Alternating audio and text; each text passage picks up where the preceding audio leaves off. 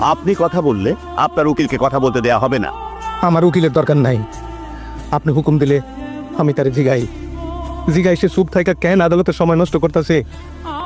আমার হাতে সময় খুব কম হুজুর, হাসপাতালে আমার স্ত্রী মৃত্যুর সাথে লড়াই করতেছে।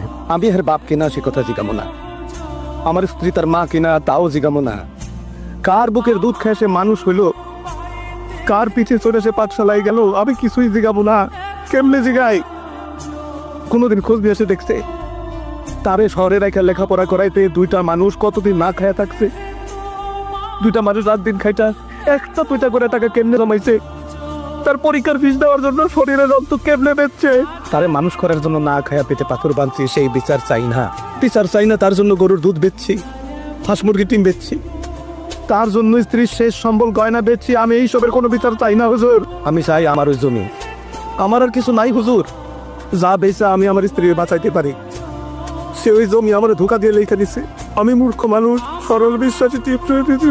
এই যে জনাব, আপনি কোন আমি যা কইছি তাকে হাসান মিশা কোন? বাবা কে বাবা? মিশা কথা, আমি আপনার বাবা না, আপনি আমার ছেলে না। তারে আমার জমিন ফিরাই দিতে কোন। ওই জমিন বেচে আমি আমার স্ত্রীর চিকিৎসা করাবো।